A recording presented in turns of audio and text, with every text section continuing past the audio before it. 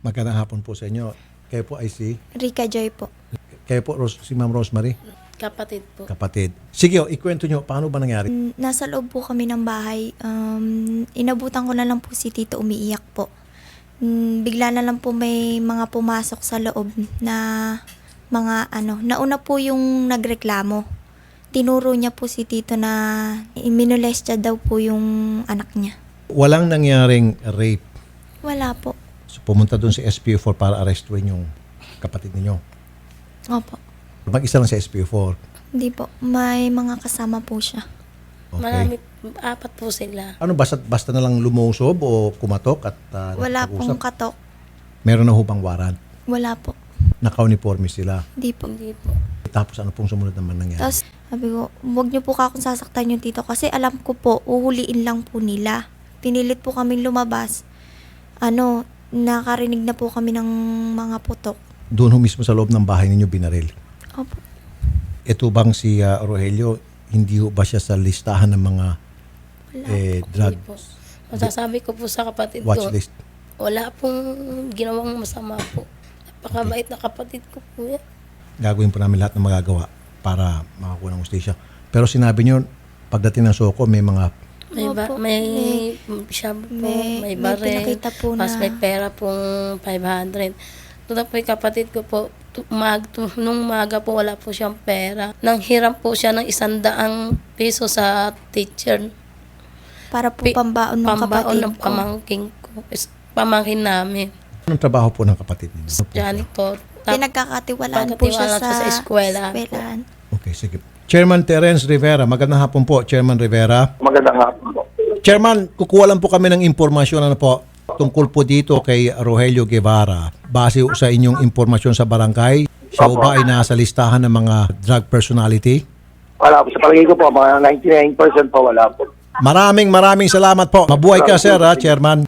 Ibig sabihin, luko-luko yung mga pulis. General Aaron Aquino, Regional Director. Magandang hapon po, General Aquino, sir. Magandang hapon po. Ito po yung sitwasyon, General. Meron pong nagsumbong kay SPO4. So based on that, pumunta ho sila sa bahay nitong si Guevara at lahat ng mga tao doon sa bahay sa kwarto pinalabas and then pinagbabaril po si Mr. Guevara. Pagdating po ng Soko, meron na po mga shabu at pera. Nagplanta po ng ebidensya sila, maliwanag pa sikat ng araw. I give the assurance na I will conduct an investigation on this.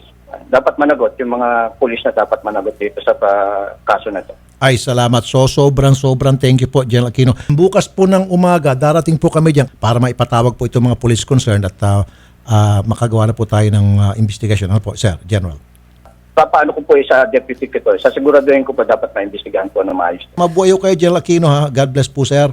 Nagkakaroon na tayo ng linaw dito, mga ma'am. Naiyak na si ma'am. Naintindihan ko po yung inyong naramdaman ngayon. Pati ako, ma'am, dinadaan ko na ng mga salita-salita pero kumakalabog po yung dibdib ko sa ngayon.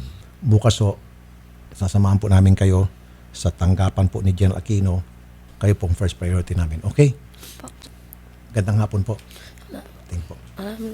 Pagkatapos makapag-file ng kaso ng admin, magpapile din ng kaso ng dalawang kaso.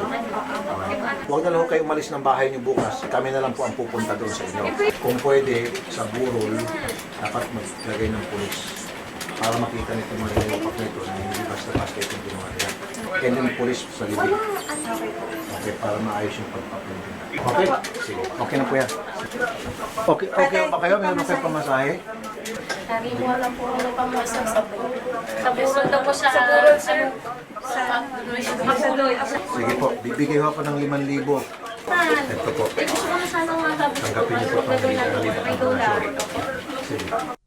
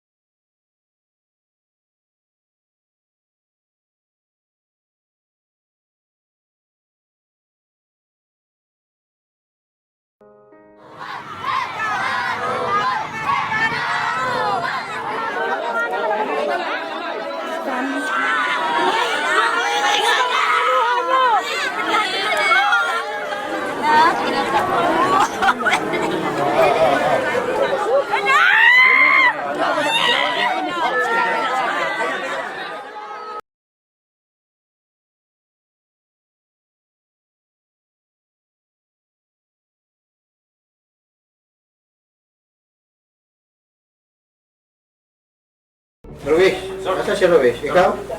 Oh, alright. Ano mong reklamo? They receive an information regarding a threat personality alias Abog. The COP directed the chief of the KAITSOT as well as concurrent sir the intel of the station.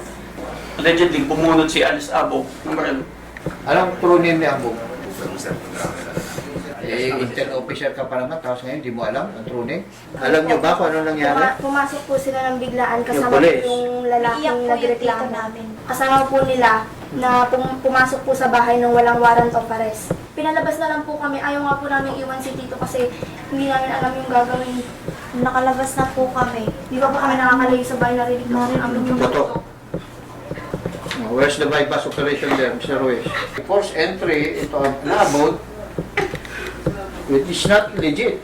The only people who can conduct operation against drug personality are members of the EU. Ikaw ba member ka ba ng Drug Enforcement Unit? Mes po ko na San Miguel Station po. MES po ka? Yes, sir. O ba't ka nandun sa area? Did you enter inside, Ruiz? No, sir. Ha? No, sir. Kapitanan lang ako, sir. Are you sure? Yes, sir. Pumasok ba siya sa loob? Hindi. Pumasok po siya. Pinilit pa nga po nila kami lumabas eh. Have to tell the truth. A case will all be filed against you. Hindi bypass operations yung ganong style. We all know that that is not a bypass operation. Well, according to them, there is no history na ito si Abog is into drugs. Matagal niyo na ba sinukawaybayan niya si Abog na involved sa drugs? 1 week namin siyang pinaikutan, sir. Thus, the barangay leaders, barangay tanods, and everyone there knows that Abog is into drugs. Not, sir. Alam ng mga barangay leaders dapat yan, di ba? Anong position mo, Royce? Mes po po. You'll be administrative relief. Where's the firearm? Kayong dalawa, pamangkin niya? Ako po yung anak-anakan niya. Pinalaki ko na. Siya naman po pinag-aaral niya. Siya lang ang nagpapaaral sa inyo. Sino po naman yung nanay at tatay namin? Dapat managot yung dapat managot. Kasi hindi naman mag-iiyak yan dito, hindi naman magwe-waste ng time yung mga tao na ito kung walang problema eh.